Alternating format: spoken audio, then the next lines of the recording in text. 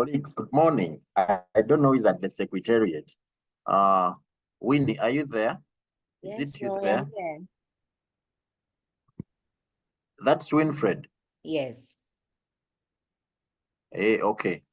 So I think we can start. Yes, we can. It's the top of the hour. Okay, thank you, Win.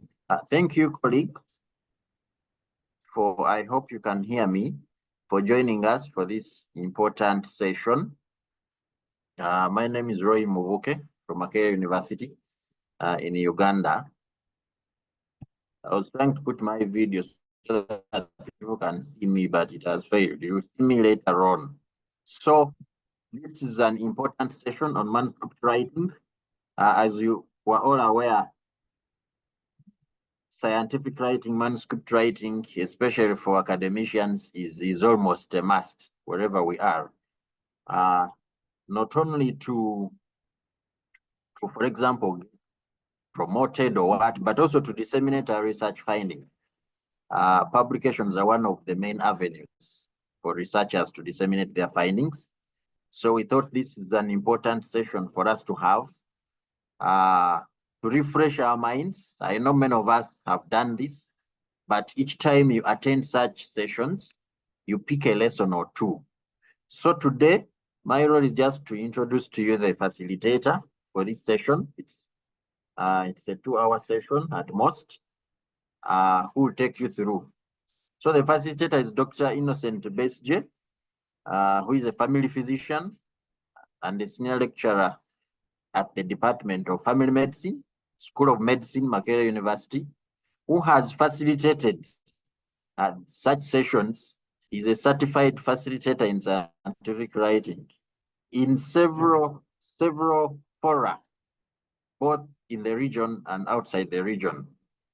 And he has mentored a number of students and a number of faculty in manuscript writing, and he is often invited to facilitate such sessions in many institutions and organizations.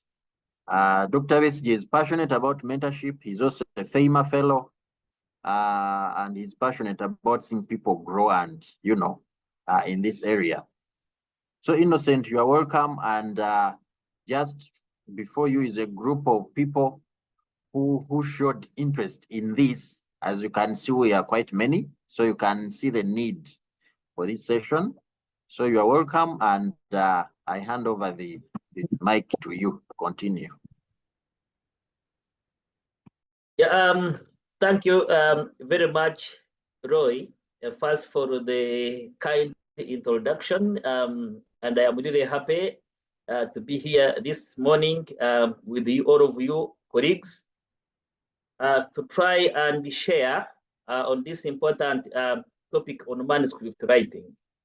Let me try to share my screen.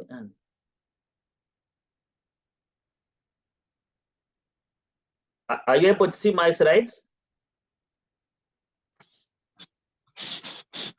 Yes. Yes. Okay. Yes. Yeah, thank you very much. And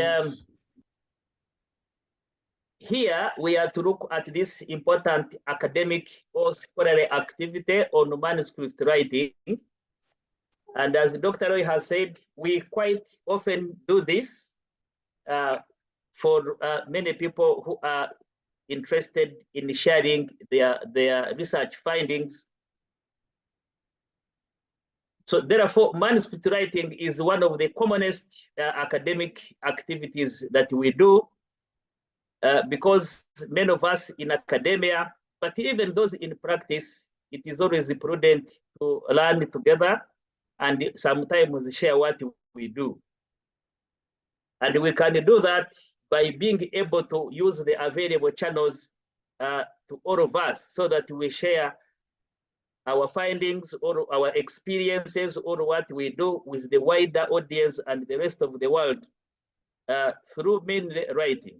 The word manuscript sometimes is a misnomer because it comes from manus. Manus is a Latin word which means hand. So it is supposed to be a document which is written by hand, either document or a book.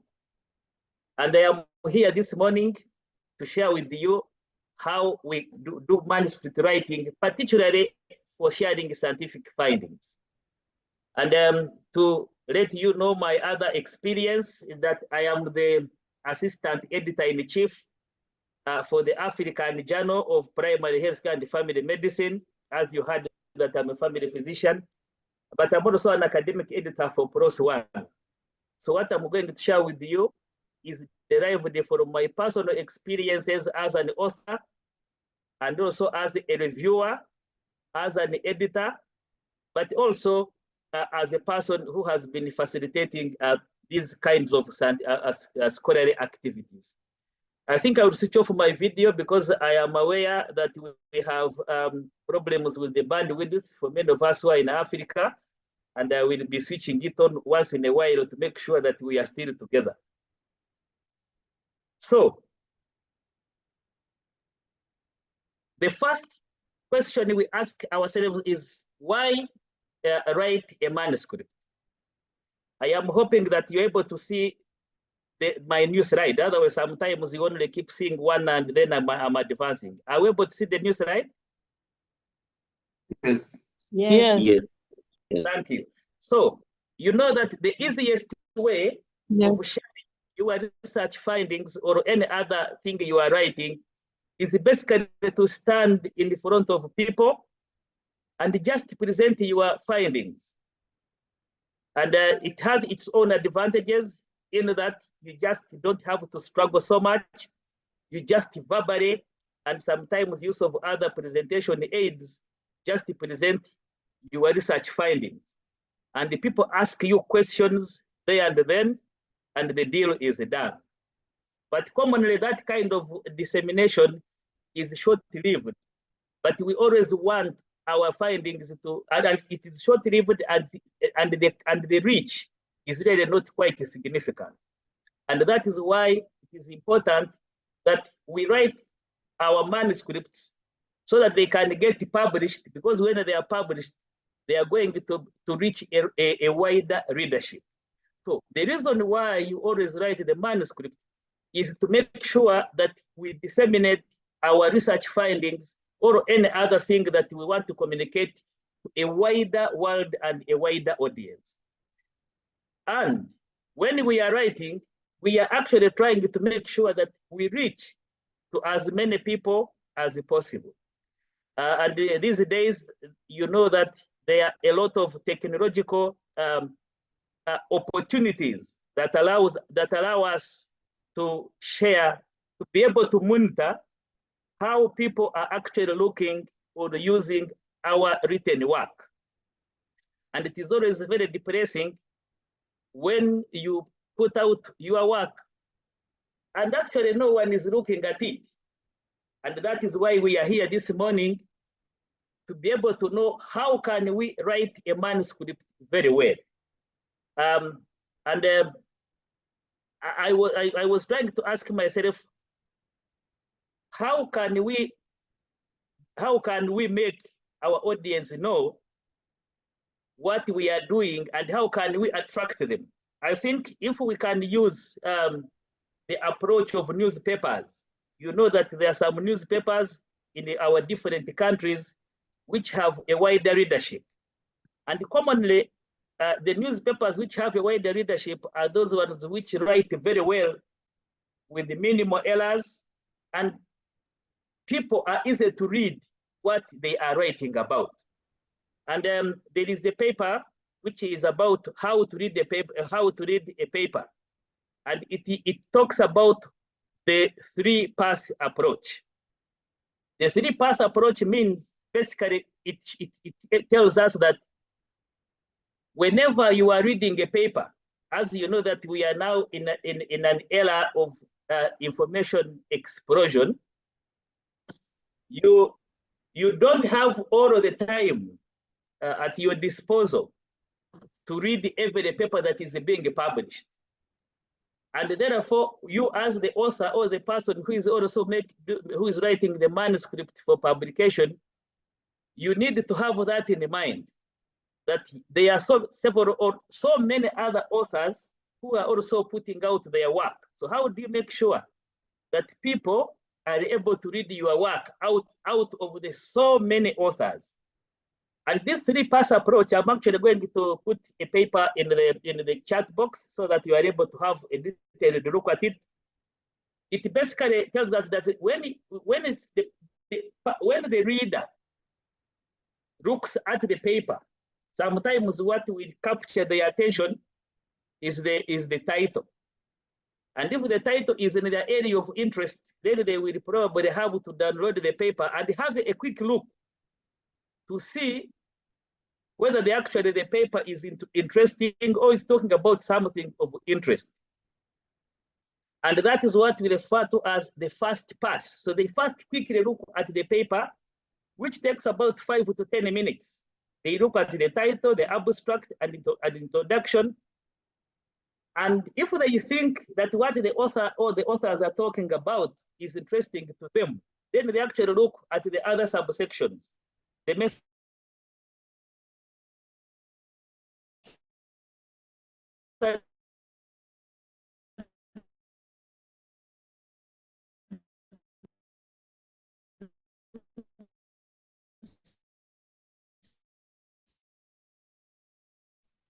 the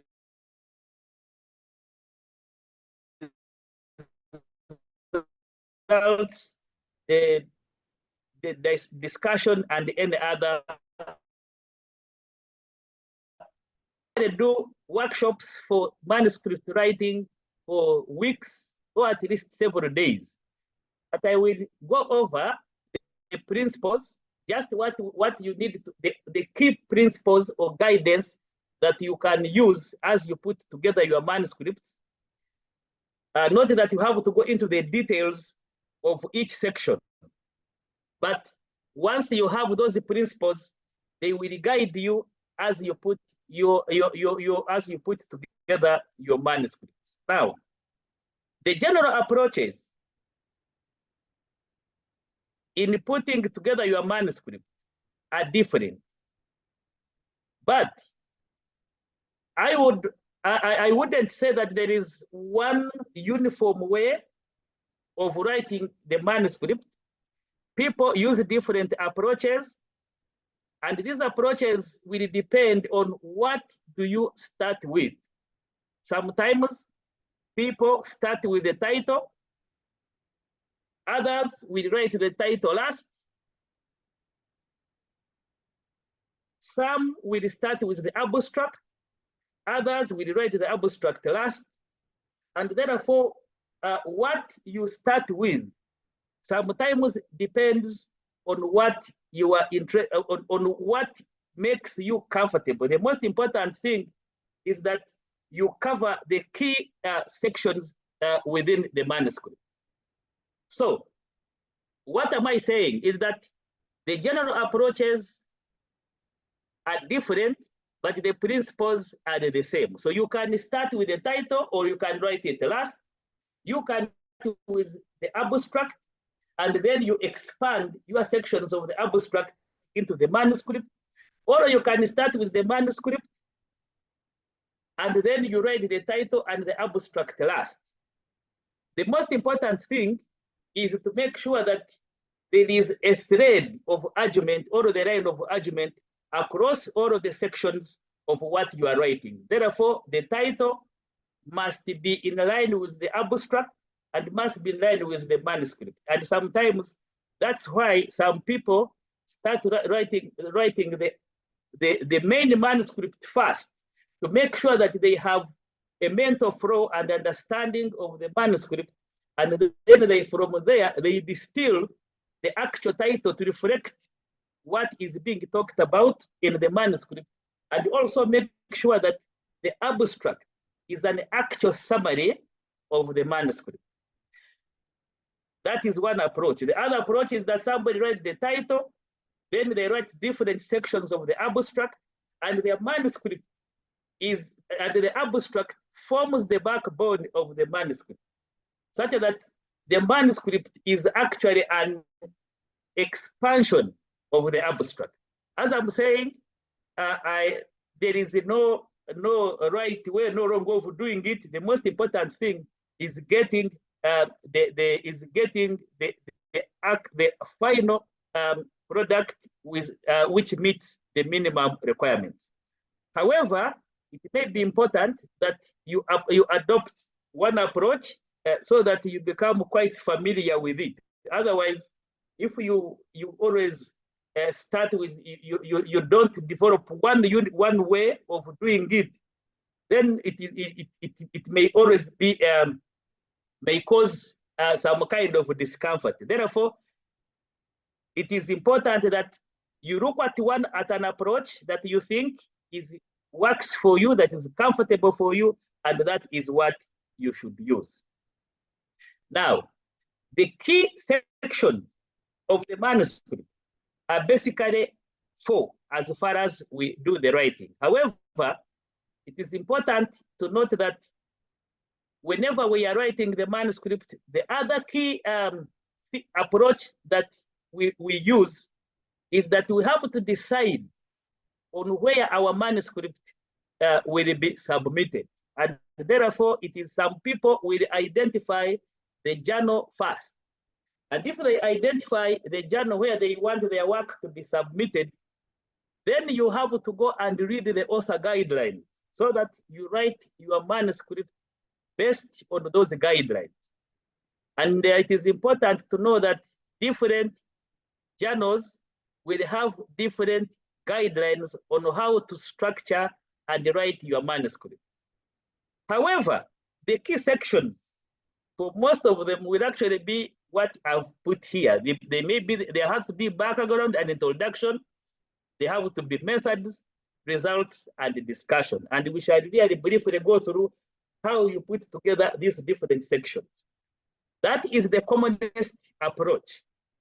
But given that that these are the main sections in the manuscript, some authors may actually start by putting together their manuscript according to these subsections.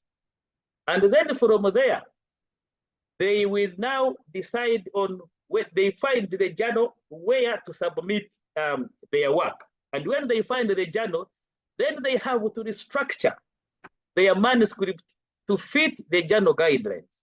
So what this means is that when you use this method of first putting together the manuscript, and then you have to adjust it according to the journal guidelines after you have written it, of course, it is time consuming. But in a way, it also has its own advantages in that it allows you to put down your mind before being constrained by what the journal guidelines are saying. So that is the advantage. But of course, the disadvantage is that it is time consuming. So therefore, what many authors do, they first look at the journal guidelines and write according to those journal guidelines. But you also know that particularly for us in the African continent, we don't have so many journals, and sometimes you have to write, and then you start scouting around for the journal where to submit your work.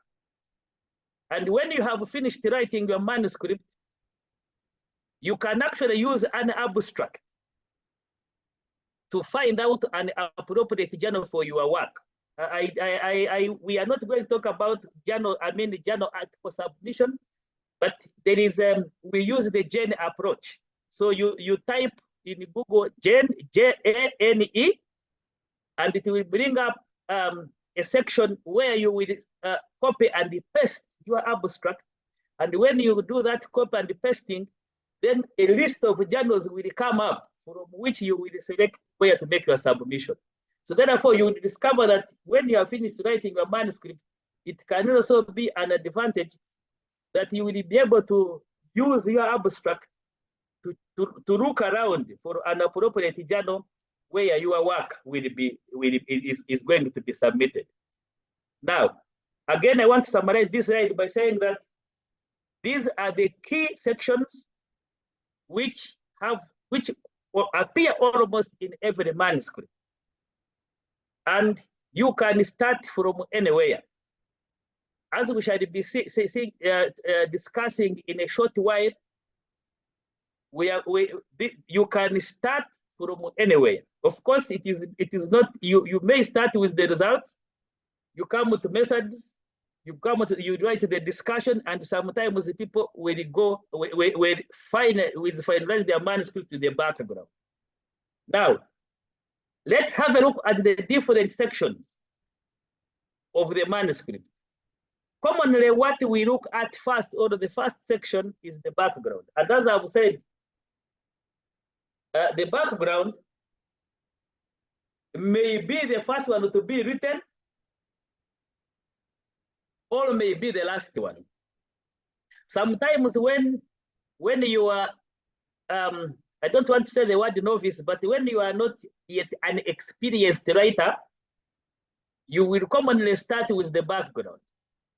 But sometimes experienced writers start with the results and they write their background last. Why? The background is actually, or the background of the introduction is what forms the foundation of what is going to be presented in the manuscript. And that is why it is important that you have to have a look at your background last as you finalize your manuscript, because you need to be sure that your background adequately and accurately addresses what has been presented. Because basically the main reason of writing a manuscript, we are presenting our results. And therefore, our background, or the introduction to the manuscript, should be introducing or forming a background for the results which we are going to present in our manuscript. And sometimes the commonest reason why papers are rejected is a poorly written background, because remember, that is where most of the readers are going to start from. And once the background doesn't convince the reader or the reviewer, then the chances are that they will not even develop interest in your results. So the key issue is, please always have the last look at the background of your manuscript, whether you started with writing it or whether it is the section you write last. Now, coming to the actual approach on writing the background or the introduction, is that we are guided by two principles. Number one, the first part of the background has to bring out the social value of the work. And the social value basically means, what is the importance of what I am writing about? You see, what you may be writing about may be very nice, but it is not important to any individual, or it's not even important to society. And that is why we start with stating and making sure that the importance of what we are writing about comes out clear. Sometimes people will say, or you will say, some authors say, if I'm going to address a topic, I start with what is happening at the global level, regional level, national level, and local level. That's fine. The most important thing is for you to clearly communicate the importance of the topic that you are going to write about. And once you are convinced that when the reader reads the first part of your background, they actually will capture and appreciate that what you're writing about is important. Then that is when we now come to the second part of the background, which is the scientific value of the work. Yes, what I am writing about is important, but what is it that was missing in the currently available literature or knowledge that I'm going to address, so that now we fill a knowledge gap? And that is the scientific value of the study. So the scientific value of the study is always the second part of the background, which brings out the knowledge gap that the results going to be presented will address. And that is why this forms the anchor of your manuscript, because when the people read and they can't appreciate what gap the results being presented is going to fill, then they actually don't see any value of reading the paper further. And so you have to clearly mention in that second part of the background what is already known and what is not, what needs to be known. So the scientific value or the knowledge gap will be a description of what is already, what needs to be known, what is already known, what needs to be known, and therefore what is the gap between what is already known and what needs to be known as far as addressing this important topic is concerned. And you must always ask yourself whether your background clearly spells out that knowledge gap or the scientific value of your work or the manuscript. So, colleagues, the background is a key component of manuscript writing or of any manuscript, and that is where most of the readers will stop. When they read and they can't see the importance of the work, when they can't appreciate the value or the knowledge gap, the scientific value or the knowledge gap that this writing, that this manuscript is addressing, then many of them will lose interest. And even if your results are interesting, by the time they get there, they are already bored, and they may not even appreciate your nice and good results that you are presenting in the manuscript. I had the thought that we would be able to have rooms. I don't know, Roy, but I would think that I see we are almost about 280, so it might not be easy to have breakout rooms. But I'm going to post a paper which is actually talking about the factors associated with PhD success. As I know, many of you who are interested in writing, some of you are PhD scholars. So have a look, you will take 10 minutes, have a look at the abstract and the introduction. And when we come back, we shall share on the any comments on the abstract and the introduction according to what we have so far discussed. I'm sorry there is some background noise, but I hope you're able to hear me. So let each one of us download this paper on the factors that influence PhD success. And in 10 minutes, we shall be back, and then we shall share our comments both in the chat box, but also we shall give opportunity to some few colleagues to also have some verbal comments. So 10 minutes, I think now it is, I think it is 25 minutes past the hour by my watch.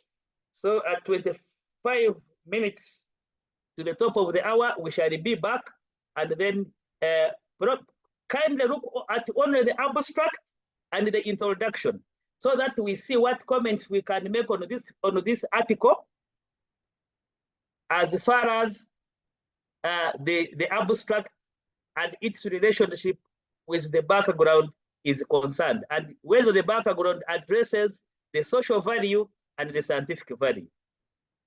So I will be waiting to see you all and to hear what your comments will be in the next 10 minutes. Thank you very much.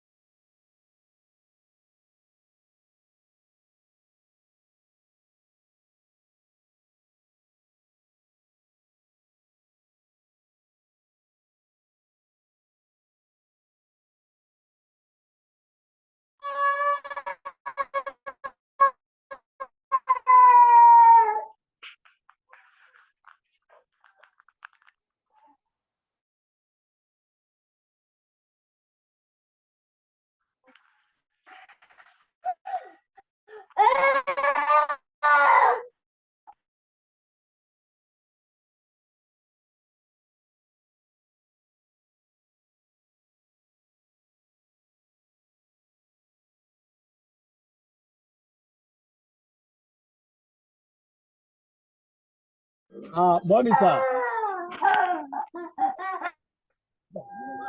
Oh, Ibo. Thank you, sir. Oh, that's sir.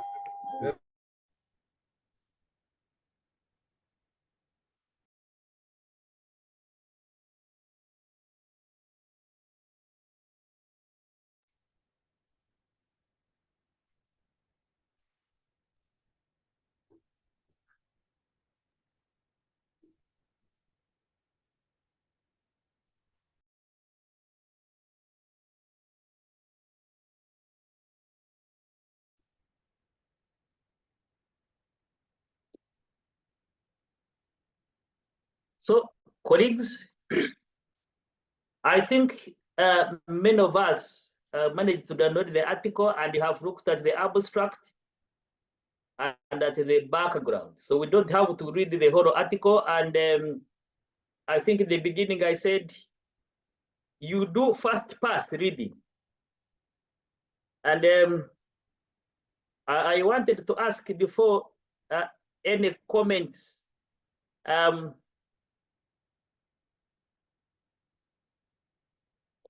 How many of us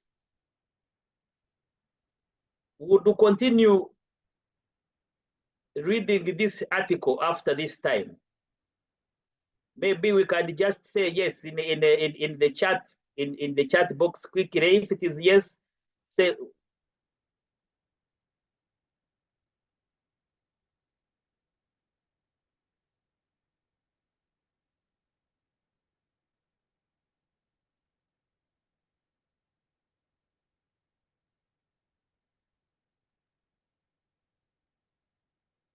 At least we can see from the first random sample of 20 participants that almost everyone would want to continue reading this article. So I will ask some of you colleagues to put your comments in the chat box. Basically, two things: whether the article addresses the social value, whether the abstract actually is understood. That when you read through the abstract, you can able to know what the authors are really talking about. Then you will also make comments on the background to see whether it addresses the social value or the importance of the topic being discussed, and whether it actually brings out the gap or the knowledge gap that the article or the manuscript is addressing in the writing. I will give a few colleagues for making sure that we are interactive. I had seen somebody raising the hand. If you can raise your hand and maybe share verbally, whether we can give a couple of participants to have verbal sharing of their impressions on the abstract and on the background, considering what we have discussed so far. So any volunteers, you can raise your hand and then we unmute and make your comments.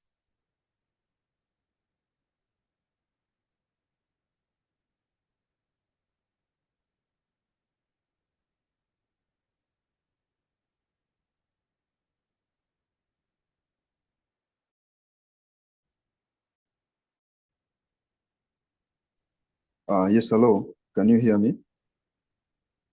Yes, Benjamin, we can hear you.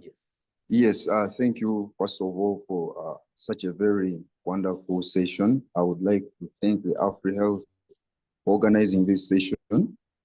So I must say, from this particular manuscript that you have shared, that the abstract actually meets what qualifies to be a standard abstract, because it summarizes everything. If you can look at it, it brings out promptly the introduction, the results, you know, and also if you look at it, it's very, very well composed.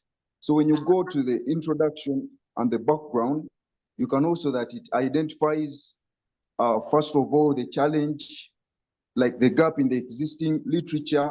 It also brings out the social values, and also the scientific value. If you can critically look at it, you see that the authors tried very much to bring out what has already been researched and what is missing and how this study is going to do what? To address it.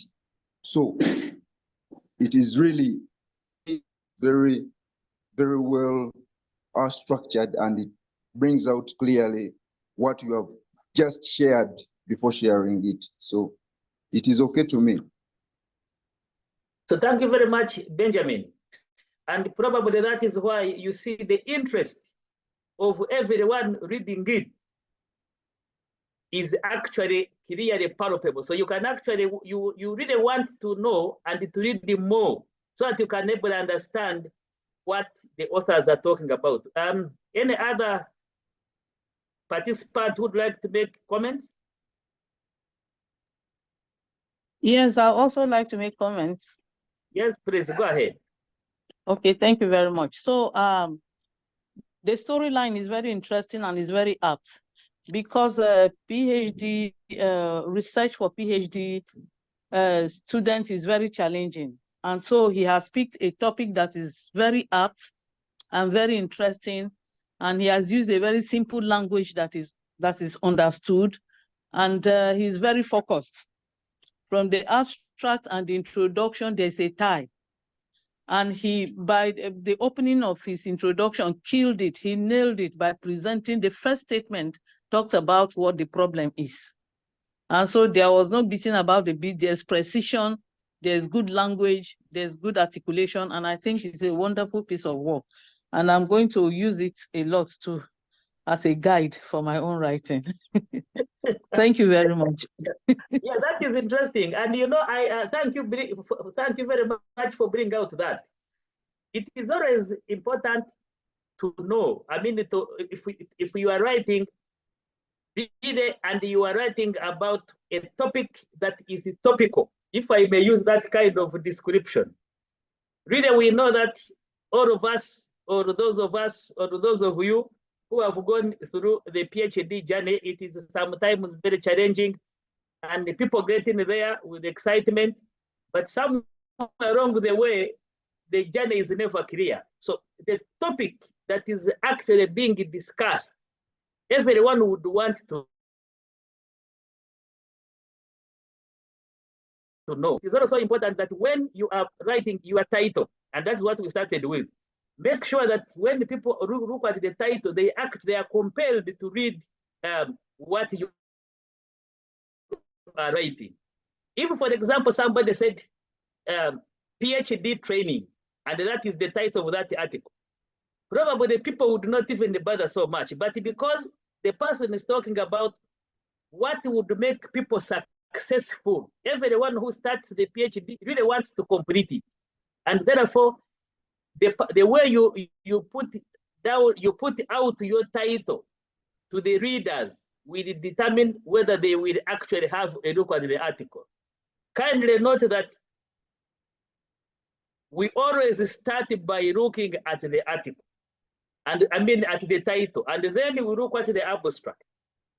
And everyone knows that the abstract is the part of the manuscript that is read most of the times. And when you read the abstract and it is really captivating, it is understood, then you go on to say, let me have a look at this manuscript.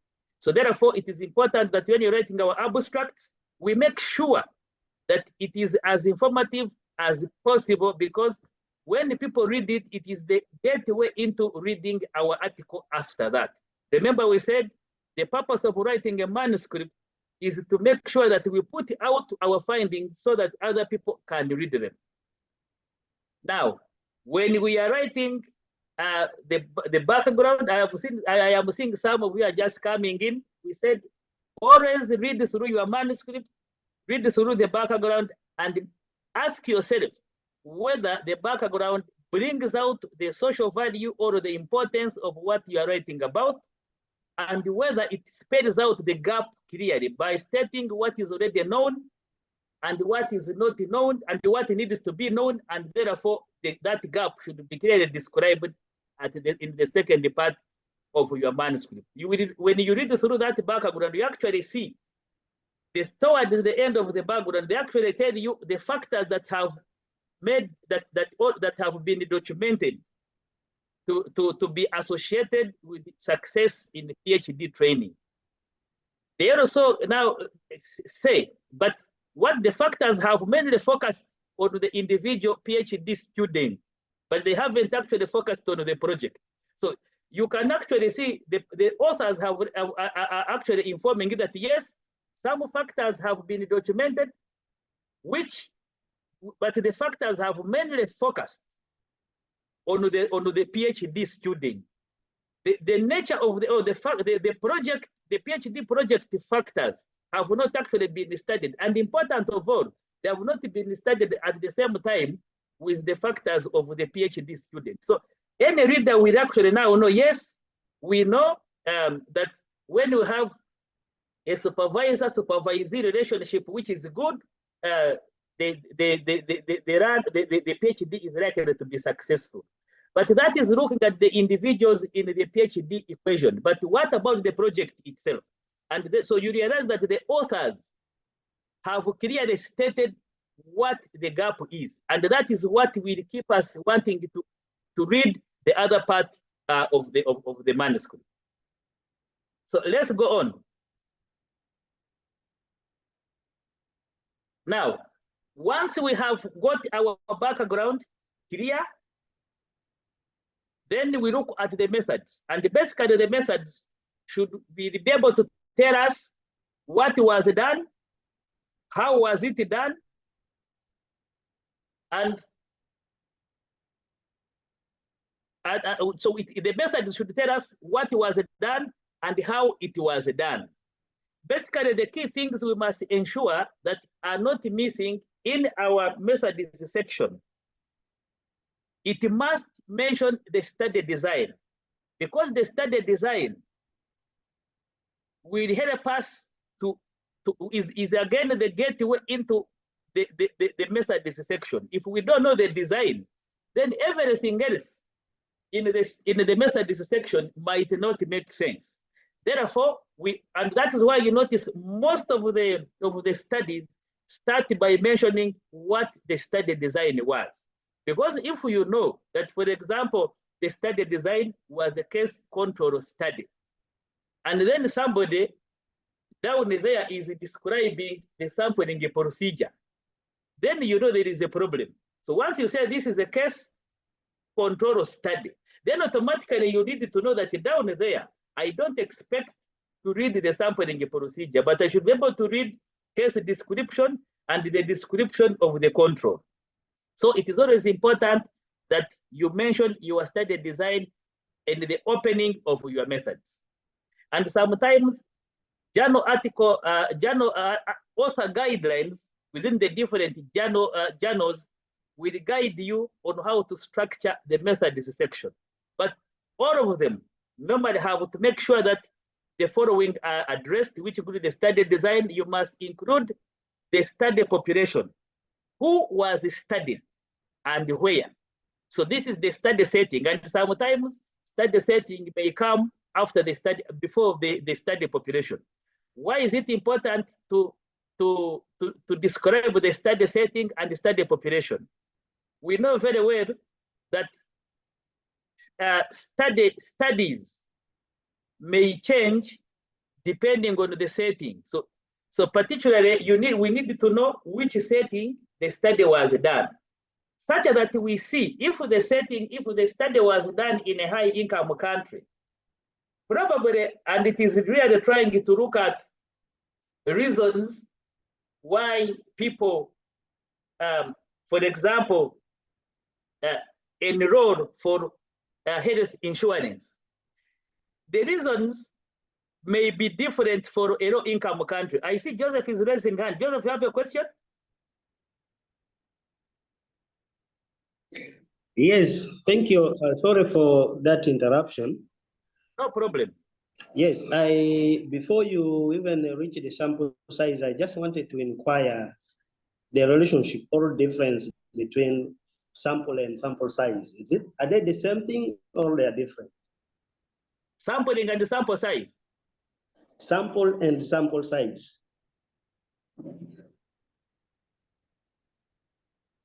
Is sample the same as sample size, or sample size is different from sample? Sample size is the same as the sample, but of course, you know, the word sample is a prefix for many other things. So we can have sample frame, sample size, but I think I will discuss those ones. Let me discuss that one when we are talking about sample size. Okay, thank you. Yes, so we are saying that we have to clearly describe the study setting, because the study setting will help the readers to understand the context within which our study was done. And commonly, whenever we are writing a study setting, it is important that we describe the setting, because the setting is sort of a broader, is a broad term.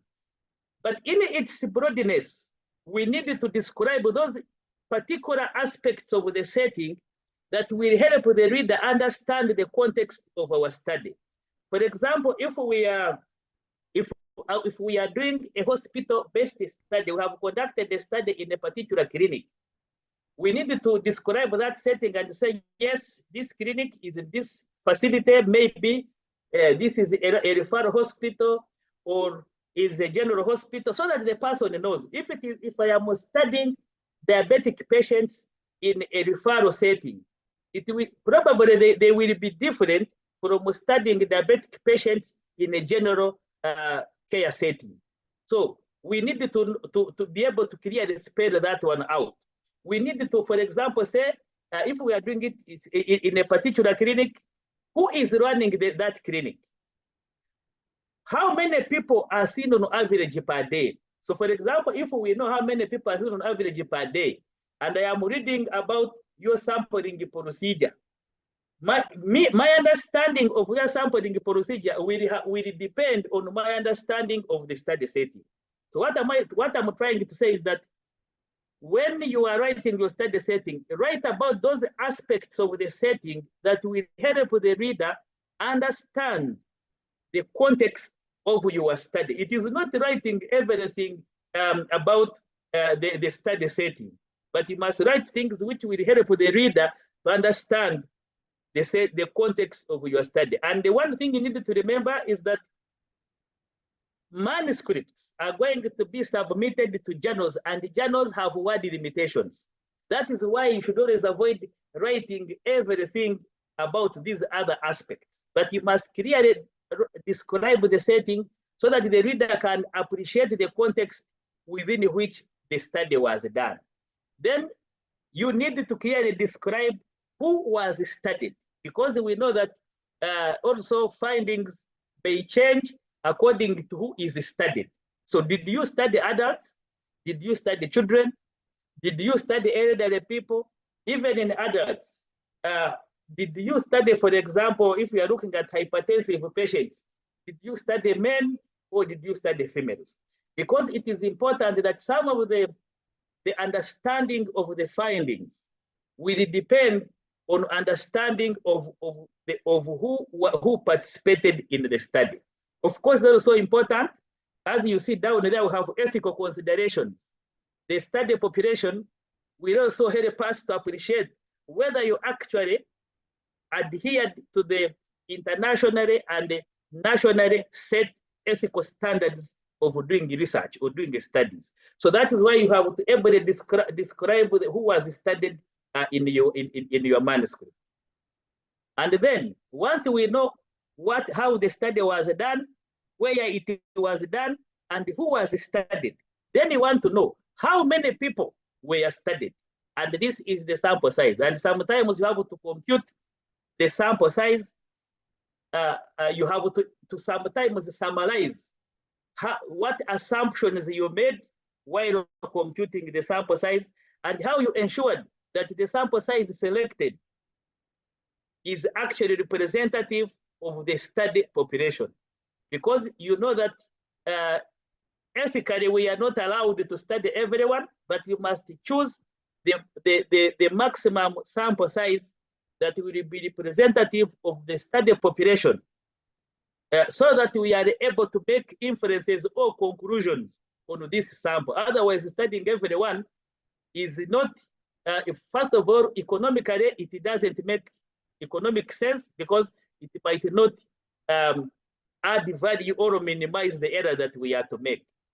And because there is no added value of studying the extra people, it is also unethical because we know that data collection is uncomfortable to people and even to researchers. So we don't want anyone to waste participants' time and energy. So therefore, that is why you must make sure that the reader understands the assumptions you made while computing the sample size. And that is why we state, for example, the level of precision, where if the population is known, we say, yes, we computed this sample size based on this level of this allowable level of error. And we know that our outcome of interest, research has, studies have showed us that this is the proportion, this is its prevalence. And based on that prevalence and our level of precision at this level of confidence, this is how we computed the sample size. All of those are important because they will inform the reader that you are actually, the sample size used in the study was adequate for anyone to make a valid conclusion. So, and it is important that you pay particular attention to how you describe the sample size in your manuscript. Many of us, when we probably, if we are doing a dissertation or the thesis, we always put in the details of the formulae that we use it, and we even put in the computations. In the manuscript writing, you summarize all of those. It is not really sometimes necessary to state the formula you used or to do the calculation there. This is not a dissertation. This is a manuscript. And therefore, all you need is to provide the narrative of how you computed the sample size so that the reader can understand it. You don't have to do the computation. And when we have now known the sample size, then we start on the data collection. And of course, data collection, we must also describe to the reader, how did we get the people that we studied, which is the sampling procedure. I didn't put it here, and I think that is why Joseph was asking. The sample is just a description of the people that were studied. But the sample size is how many that were studied. I hope, Joseph, now you get the difference. The sample is a description of the people that were studied, and the sample size is how many. I see Hindu raised the hand. Hindu, can you ask your question? Yes, Dr. Besigye. Thank you very much for that presentation. I'd like to take us back to sample size calculation. You told us not to put in the formula for the sample size calculation. I think that is what is generally accepted. But however, we also have some reviewers that would request you to include the formula for the calculation. I experienced that while publishing 2 of my papers, where I had to put in the formula and show how exactly I came to the sample size. And then also there are people who will request you, after calculating the sample size, it depends on the journal. You're supposed to have a title of sampling criteria. After having that, then you go down to the inclusion and exclusion criteria before you go to data collection. That was really my contribution.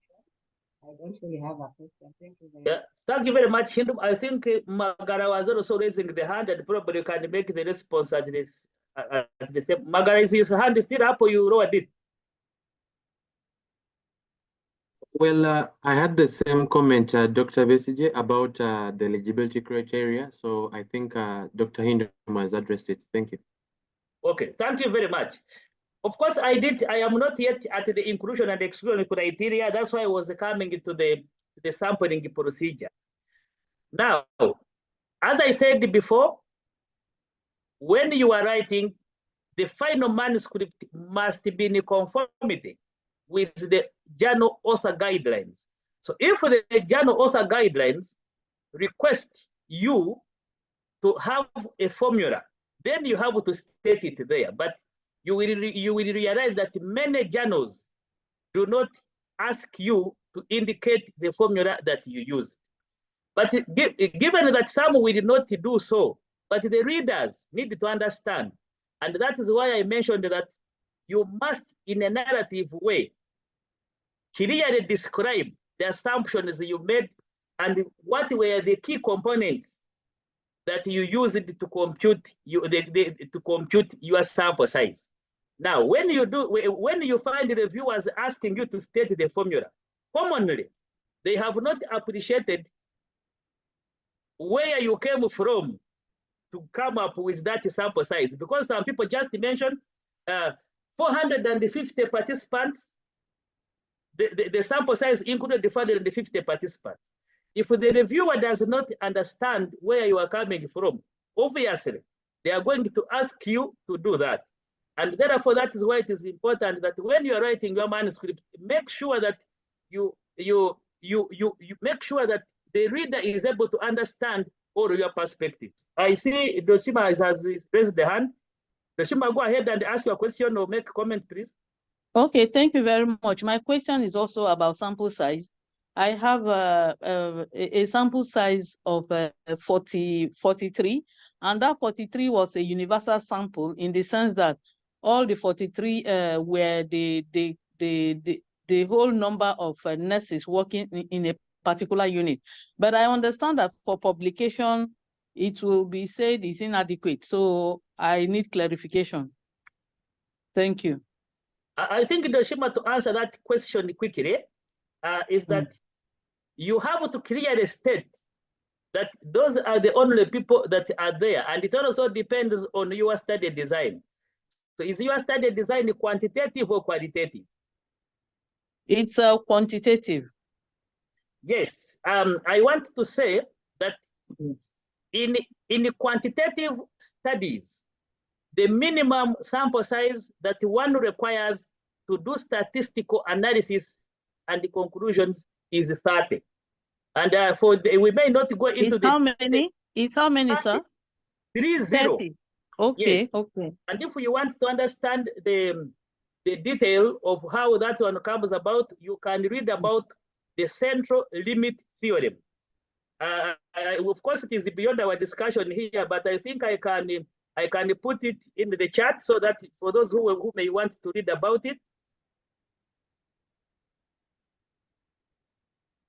So the minimum number of observations that one needs to do statistical analysis is 30.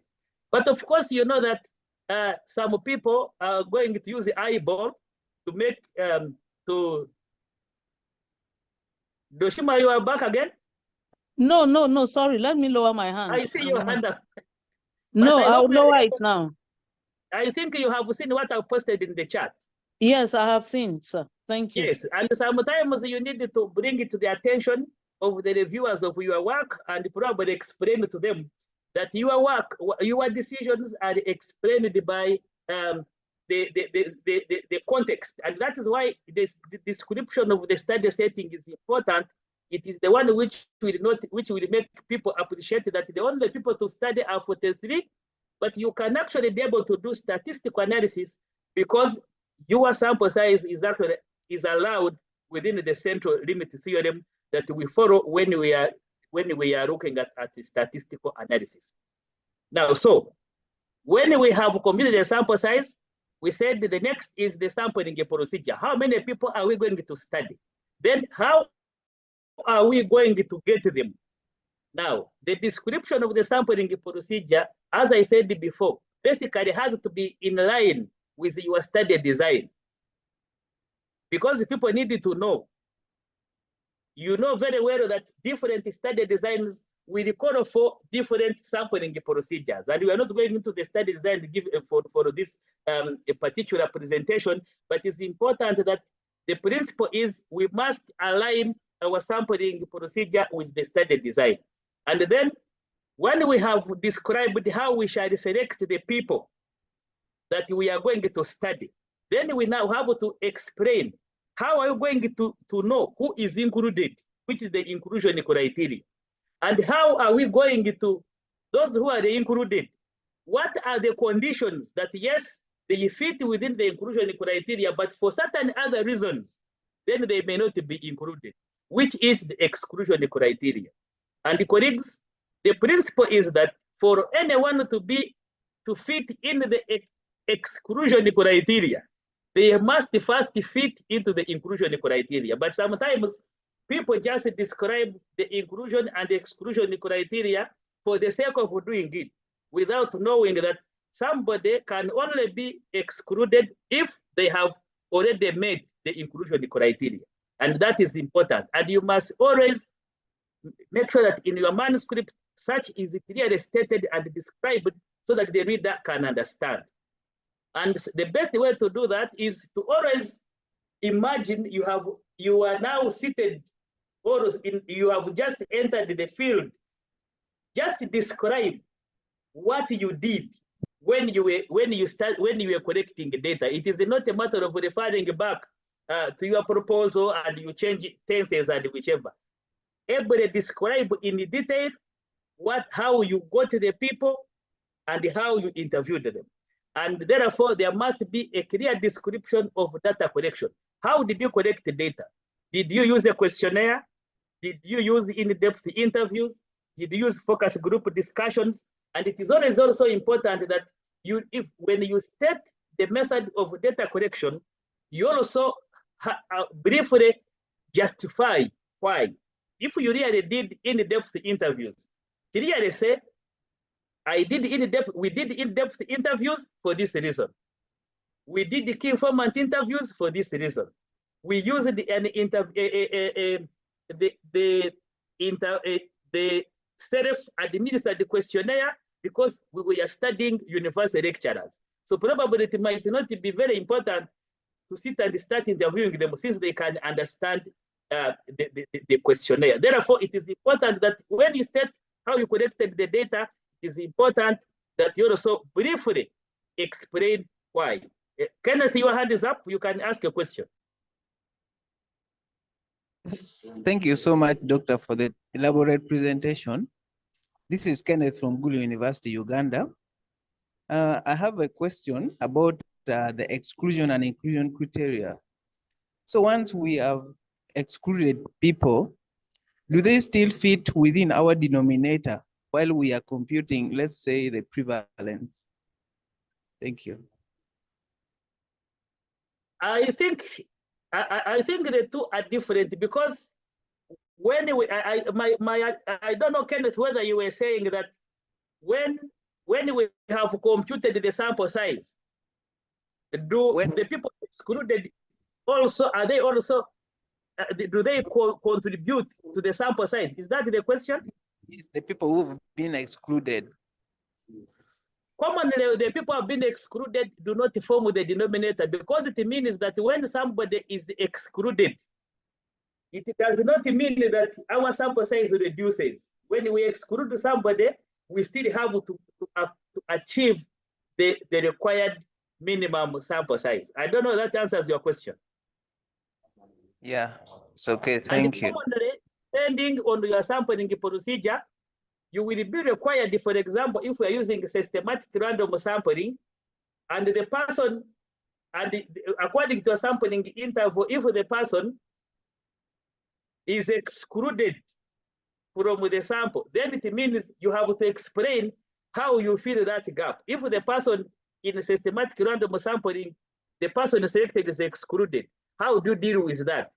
The reason why it has to be explained is that we still have to achieve our required minimum sample size, even when we have excluded some people to participate. Yes? I see another hand is up, yes? Good morning. Morning. Sorry, Ruben, I had my hand up. Thank you.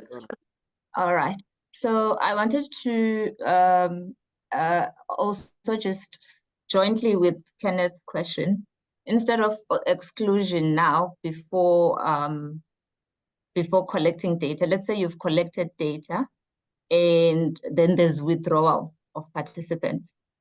Is it mandatory to then replace the participant that has withdrawn to still keep to the sample size, or you apply the minimum sample size rules? Thank you. I think to answer your question, that is dependent on the study design that you have used. And I think here, where we are on manuscript writing, I think that question would be appropriate when we are writing the proposal. But nevertheless, I will try to answer you. When we, for example, are doing a study that involves a follow-up, and there is loss to follow up, it does not mean that we are going to replace. But when you are computing the sample size for any study that involves a follow-up, you have to adjust for loss to follow up. So that is commonly catered for during the sample size estimation.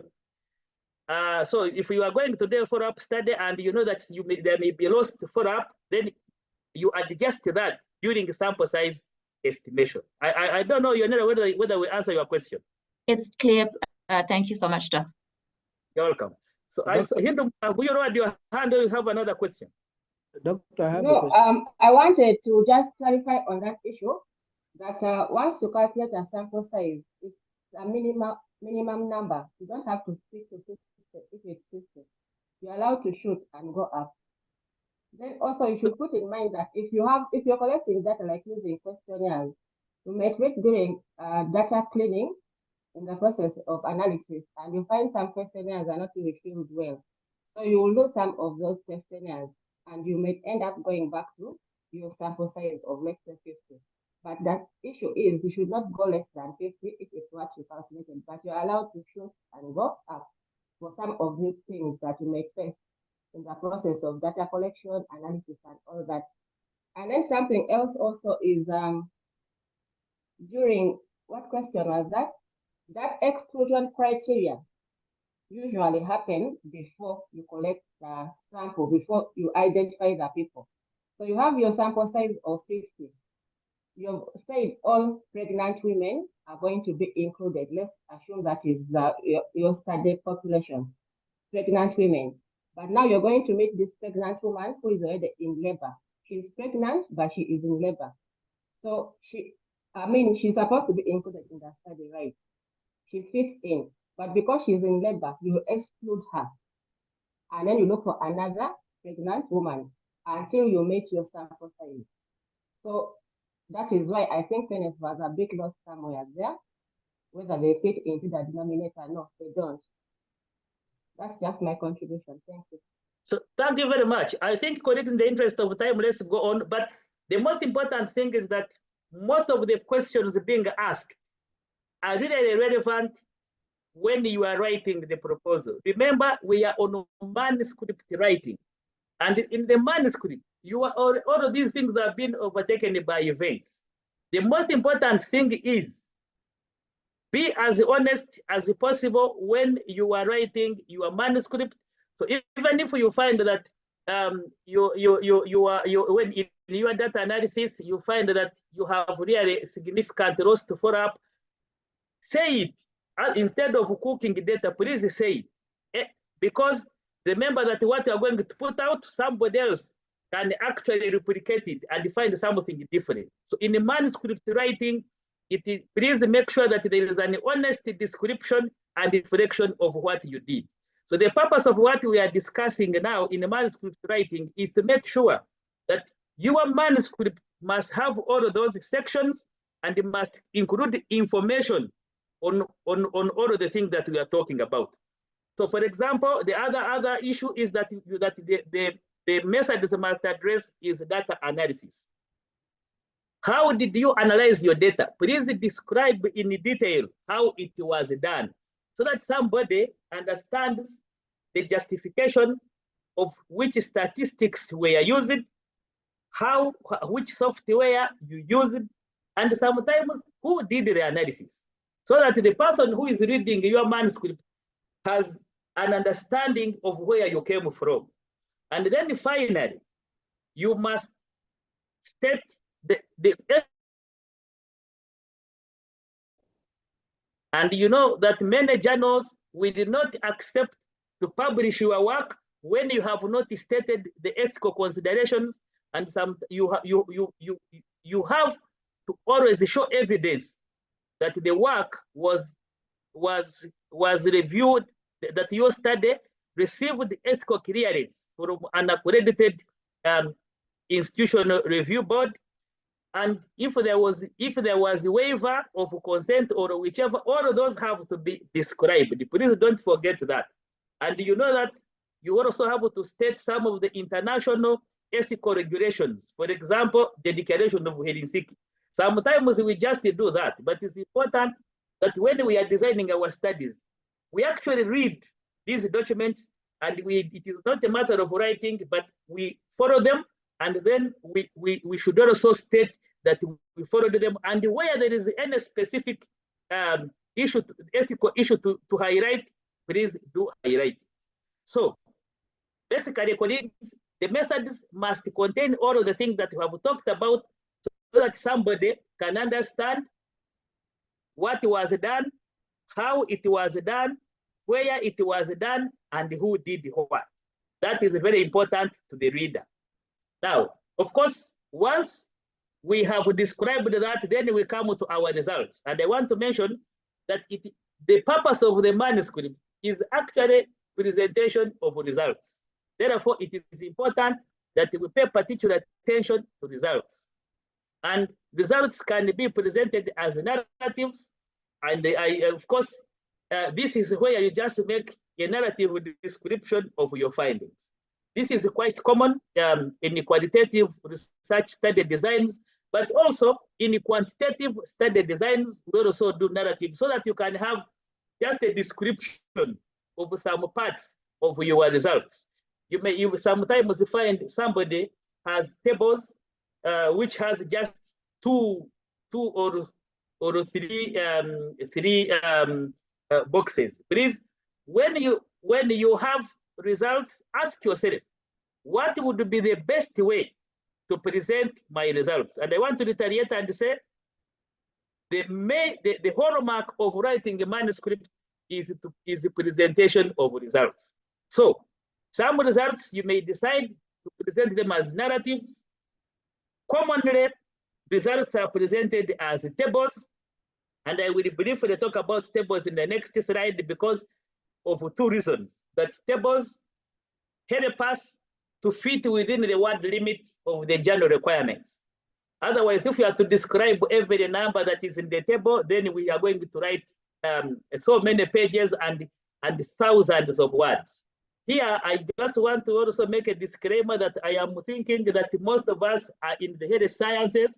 If you are in the social sciences, where they rarely use the tables, for them, their major way of presenting results is basically a narrative. That's why they write manuscripts of many pages and thousands of words. But for us in the science, in the scientific writing, basically tables are key in the presentation of our results. And the other reason why it is important to always present tables, you know, in our world, people commonly look at the tables. And we have reviewed the papers, we have read the articles, you realize that if you want your results to be really looked at, present them in tables or in figures. And there is always a preference of people looking at tables and figures in the results. Now, commonly, the mistake that is in the presentation of results is when people or when authors have repetitions, which commonly happen, you find that what is already described in the narrative is actually again being shown in the tables. What is shown in the tables is now, it is the same information being presented in the figures. So whenever you are writing your manuscript, make sure that you do not repeat what is already presented. If you have already mentioned something in the narrative, don't repeat it in the tables, because the readers don't have time to be reading things which are repeating themselves. What you have presented in the tables, don't present it again in the figures. So you should always avoid repetition. Ask yourself, these results which I have, what is the best way to present it? Is it in the narratives, in the tables, or in the figures?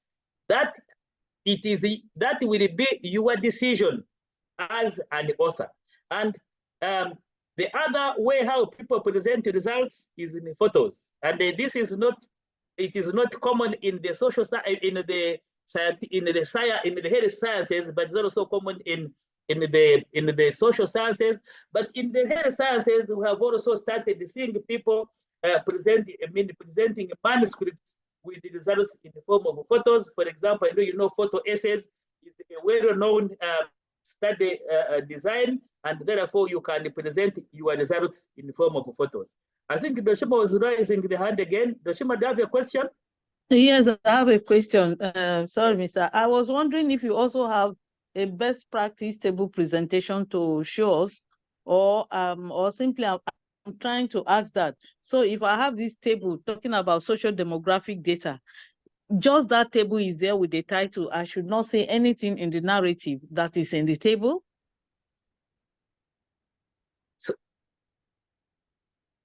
I think your question brings us to this right. Okay.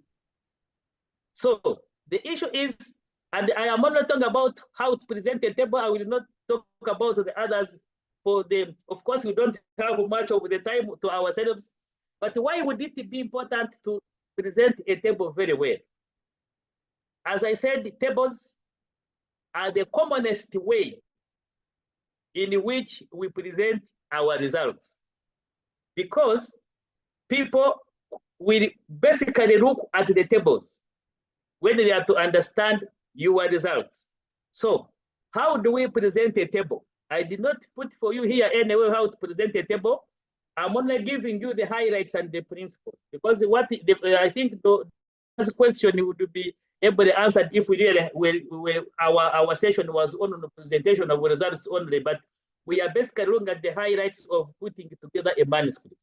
But whenever you decide that you are going to present your results in a table form, remember these 4 things. And as I'm saying, you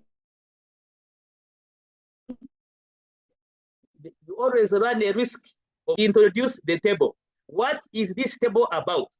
Otherwise, when I only see the table, social demographics, I mean, what is it about social demographics? So you introduce the table.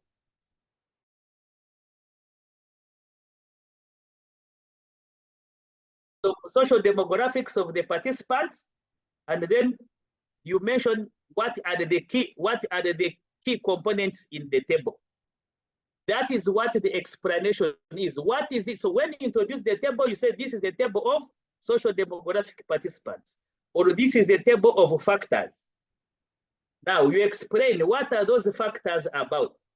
What are the social demographics about? That is why you have to explain the table. It is not a matter of just saying the table of social demographics. Then you just put it there. You have to introduce it. That is the table of social demographics and what is contained in there. And then you have to highlight the key results. Remember, I talked about repetition. I don't think that I have any one simple answer on how to present a table. Actually, I had an exercise, but I don't think we shall have the time. It is you as an author to decide how you are going to communicate your findings, and you will see that different tables are designed differently. So there is no standard way. All you need to do is look at the nature of your results, look at the number, maybe at your variables, number, and how you are, and maybe the nature of your results, and how and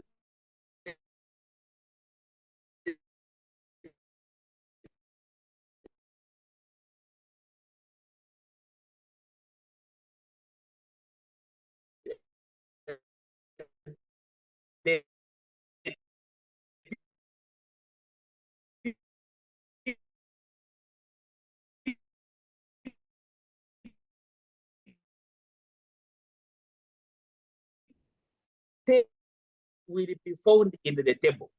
And if you find that there are any other results that may be interesting, you highlight them. Why are you doing that? We said when we are writing a manuscript, what we are trying to do is to present our findings or our results to the reader in the best way possible for the reader to understand them. And therefore, when somebody looked at how you introduced it, how you explain it, and the highlights you have made, then they will be interested in looking at the details of your table. Just make sure there are no repetitions or you minimize them as much as you can. And of course, when we are writing a manuscript, we do not start saying that the results in the social demographic characteristics are listed in the table below or table above. We don't do that. We just mention the table 1, table 2, table 3. Why don't we say below or above? Is because when finally when your manuscript is processed for publication, the layout of the manuscript will shift your tables. So the table which you said was below, this time may be above. The table which you said was above may be below. Because remember that once the manuscript is accepted for publication, it is processed and they may change the positions of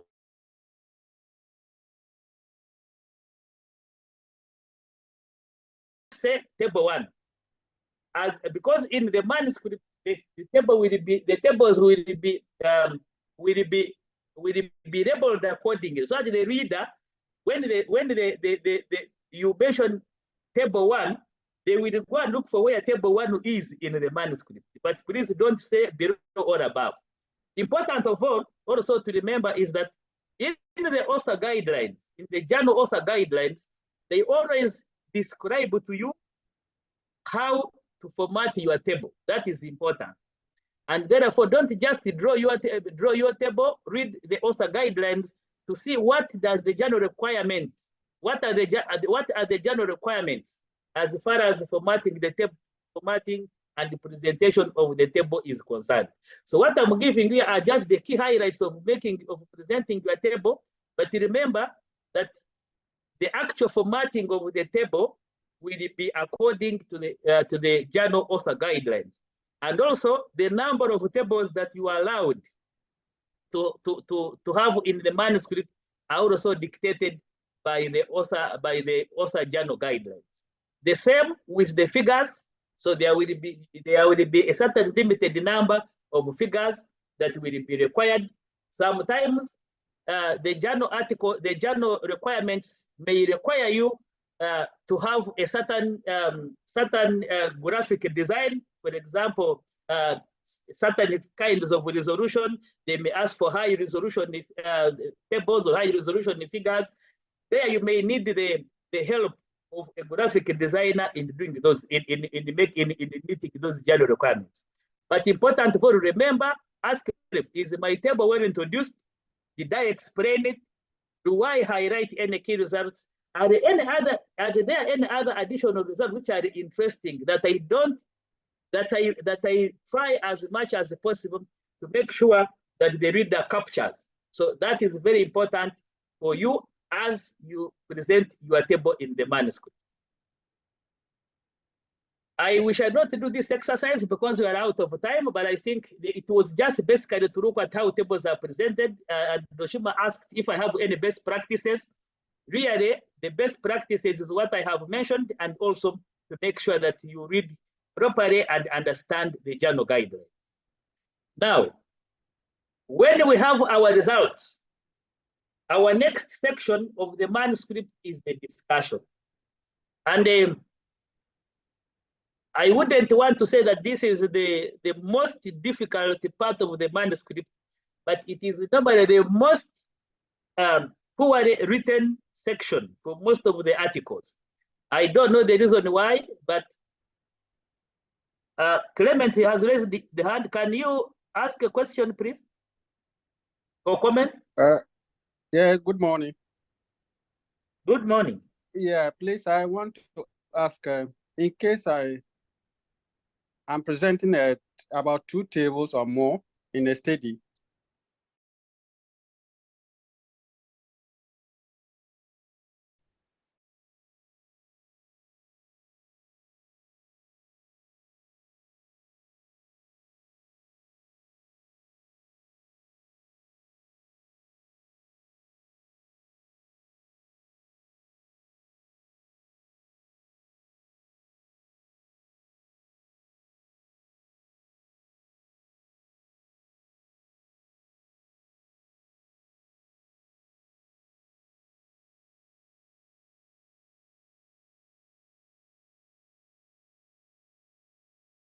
Sometimes ask or check whether there is an option of uploading the other extra information in the table as a supplement, so that you are able to have your tables clear and the others are presented as a supplement.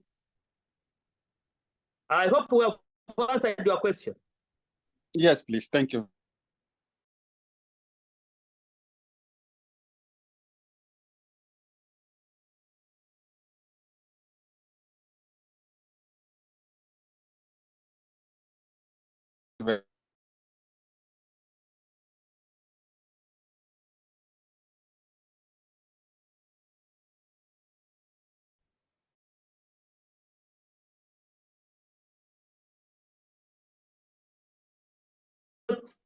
A conclusion.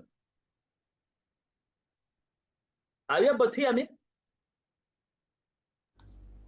Yes, yes. Yes.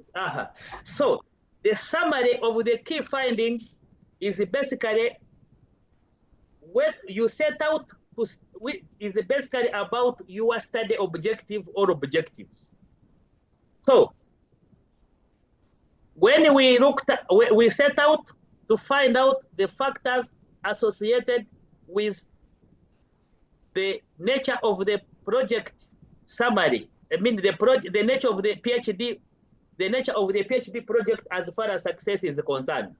So what were the key findings? The key findings we found may be the prior experience of the researcher in that field, or the PhD project being in line with the expertise of the supervisor.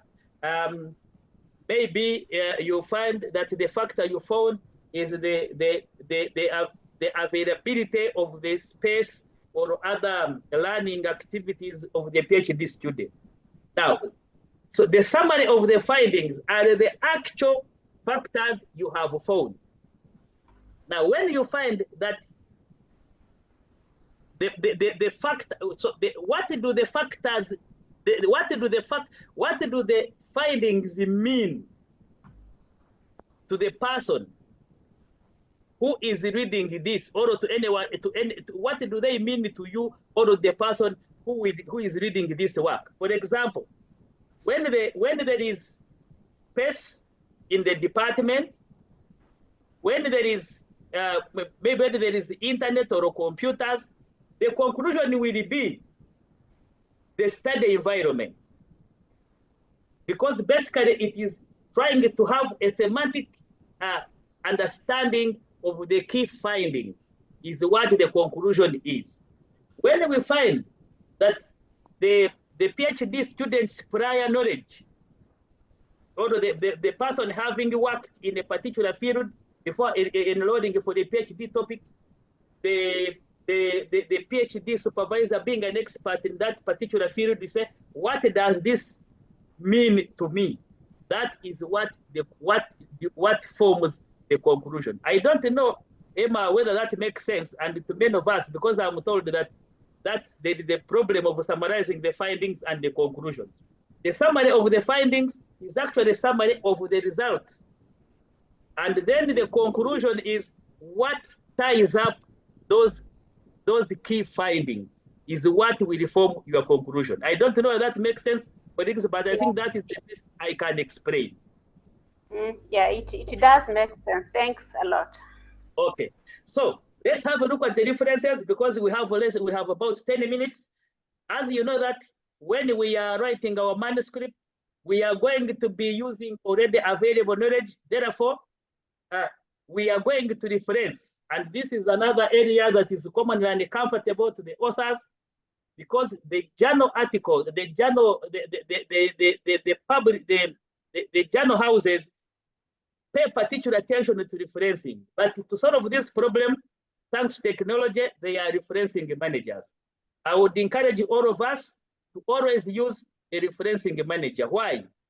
It will help us to solve problems which would take us, I don't know how many hours, if not days or months.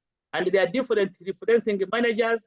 Many people or many institutions have access to EndNote, and that is what they use. Others use Mendeley, others use other different referencing managers. That is number one. So when you have those, when you use a referencing manager and the publisher or the journal are requiring you to make any changes to a particular format, it is just on a click and you will be able to meet the requirements. So please use a referencing manager. And as I mentioned that there are many, make yourself familiar with one of them so that you know how well it works, because I don't think it is of any added advantage for you to be able to use it, to continue to use one or to use more than one, as one will always do the job. Please reference primary sources. Commonly, reviewers who are going to review your manuscript are experts in that particular area where you are writing your manuscript, and they have read those references you have used. So please endeavor to reference primary sources and avoid reading abstracts. So please read the full text. And that is why I started by giving you that reference on how to really learn how to read, because sometimes you have difficulties. People do not know how to read. You are reading an article 10 times. That is, nobody has all of that time. As I said, the maximum is 3. And therefore, learn how to read the full text, because sometimes just read an abstract and use it as a reference, and you find that the actual manuscript is talking about different things. And it is embarrassing when reviewers point it out. Or sometimes later, after even the work has been published, people start writing letters to the editor refuting part of the references that you made. That is academically embarrassing. So please always use a reference manager, reference primary sources, and read the full text of the references that you use. I want to end by trying to see, when we are doing all of this, there have been well-structured and formulated reporting guidelines.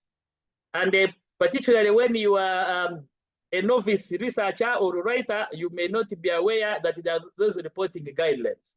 Now, colleagues, it would be important that we make ourselves familiar with those reporting guidelines, because they will make our lives easy. So these are structured tools, and basically the ones I mentioned here and others are for health sciences research, and they help us in writing manuscripts. And I just gave you a few examples here, and basically they depend on the study design. So if we are using observational studies, case reports, systematic reviews, you can have a look at these guidelines and see what was my study design and what would be the appropriate reporting guideline that I can use.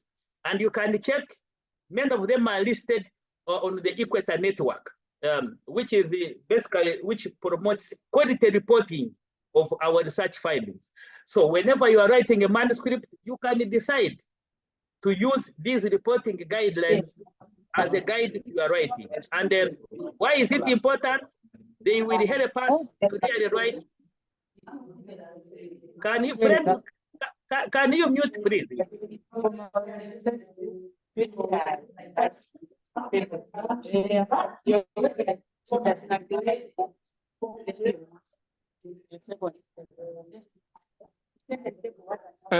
Dr. Evelyn, can you mute?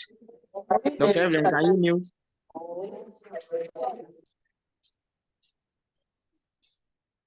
So I am saying you have sometimes to use these reporting guidelines, which are freely available on the Equator Network, and you can check. And looking at your study design, you can decide which reporting guideline you can use. And as I'm saying, This is an active area. There are even newer reporting guidelines which are coming into the space of scholarly writing. So check. And you see, if you are writing a study protocol, you can use the Spirit guideline. If you are studying quality improvement, you can use the Square guidelines. And sometimes when you write your manuscript, your own way, following the traditional format, sometimes the reviewers will ask you to follow those guidelines. And sometimes it's also a bit not an easy task to go back. But if the journal, and also check whether the journal is recommending that you must use them. If it is not, you can use your traditional way, and sometimes when the reviewers demand so, you can actually let the editor know that it is not a requirement of the authors to follow those guidelines. But if it is clearly stipulated, you must follow them. If not, you may follow them or you may not. But if it is brought up by reviewers, please know what to say. Otherwise, you may have no response. And therefore, these reporting guidelines, in addition to helping you to write your manuscript, they make sure that the review process is easier because most times reviewers are already aware of them. But just to know that sometimes they may compromise your creativity in writing. Remember, we said in the manuscript writing, we are communicating our findings. And therefore, you should really be innovative, and you have the leeway to really bring in your creativity in presenting your findings so that people can understand them. So we are on our last slide, and we're at the top of the hour, and I thought I should mention these two things. Number one, whenever you are writing a manuscript, it is not commonly an enjoyable job. So but the principle is, and the guidance is, please get it written. Don't get it right. Most times we are constrained by writing, making sure, is this sentence correct? What does it mean? Have I addressed everything? Colleagues, whenever we are writing, there are two modes of writing. We have the diffuse mode, where we just write everything that comes into our head. And this is very important, particularly when you're writing the background and the discussion, where you have to bring in your own voice. So just write, and know that you are not going to write your first draft, and your first draft is the final. Sometimes you can write as many as 13 drafts.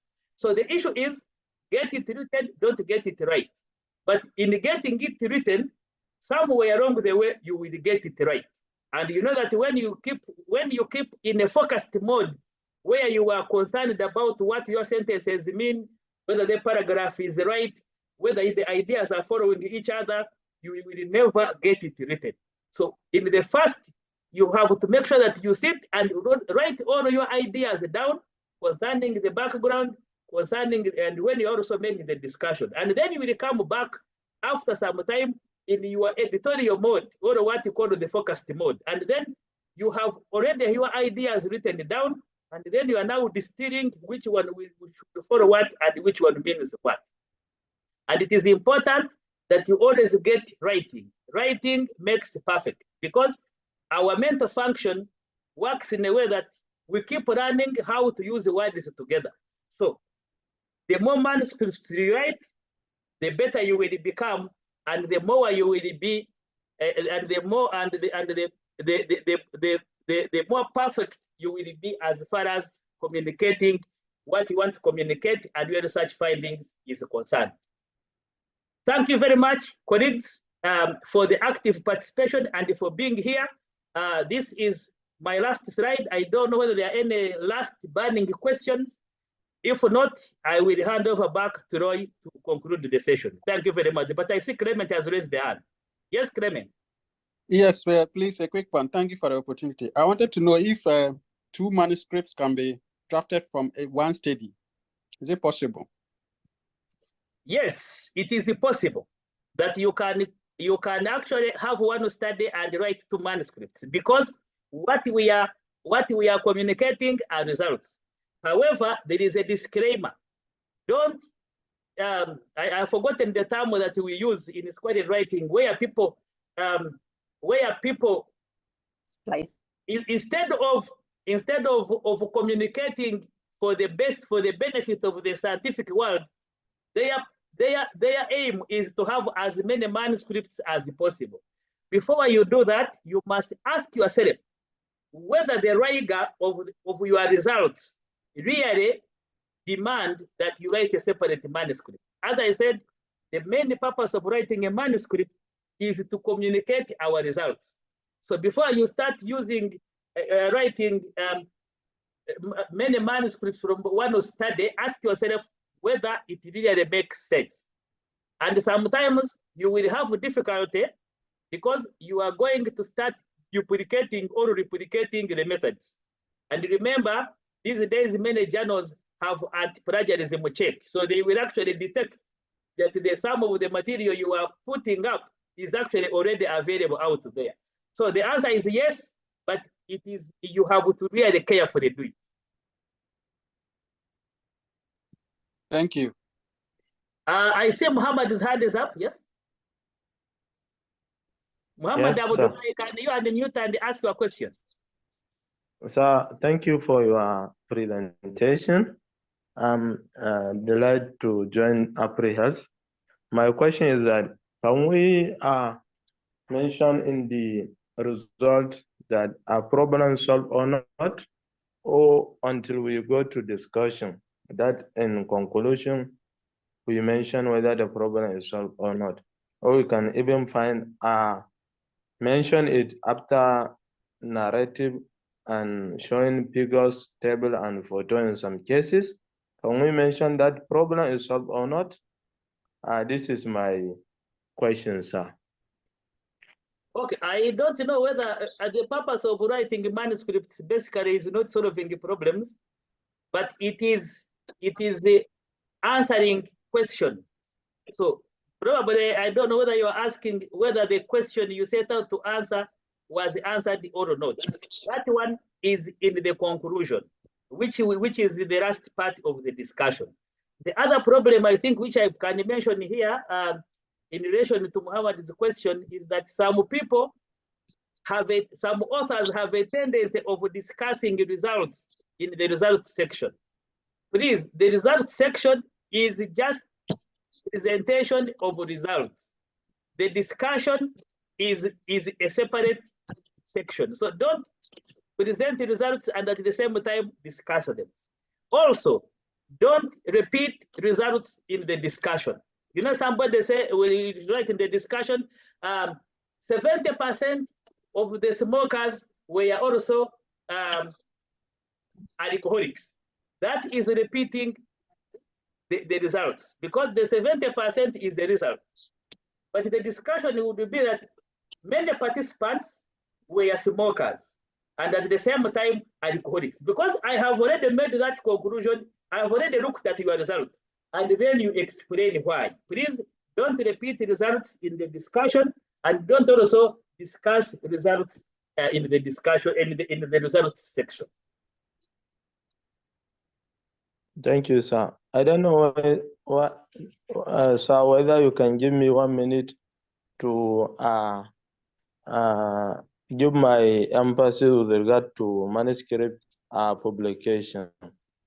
Just my I think we have run out of time, but I don't know how we can do that. But you have run out of time, and I don't want to keep people here past the hour. Let me hand over back to Roy to conclude the session. Thank you very much. Thank you, sir. Yeah, thank you very much. Thank you very much, Dr. Innocent, for that captivating presentation on manuscript writing. I know there are a lot of questions. We shall have many more perhaps sessions to address different aspects. So this was just an eye-opener for us to share experiences, and each time we listen to this, just to invite Professor Kazembe. Abigail, are you on to give a vote of thanks to our facilitator, and then we can close? Professor Abigail is the former president of AFREhealth, President Emeritus. Abigail, can you hear me? Yes, I can hear you, but I just want to check if else is around. No, she's not around. I checked. Okay. All right. Thank you so much. I think on behalf of AFREhealth, I just want to say thank you, the presenter, for that insightful presentation, and also for the time that you have taken to go through the process with the different types of people.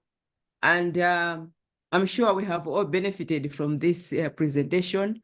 And as you have seen from the questions, I think we need more of these sessions, maybe probably starting with the proposal, and then even dealing with responses from reviewers. How do you handle that? I think we had a very experienced and seasoned presenter today.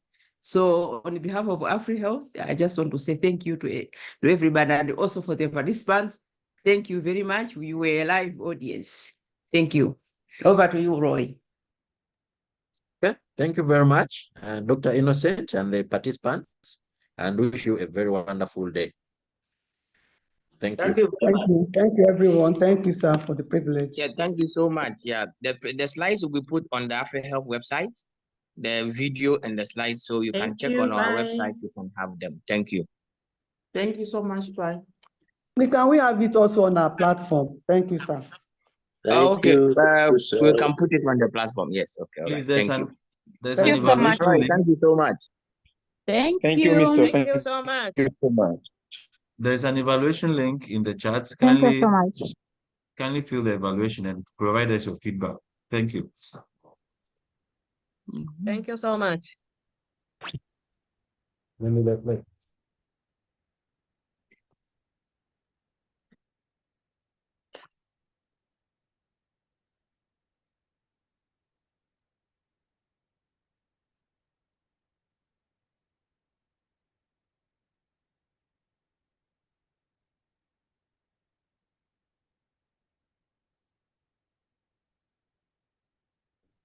Thank you so much for that.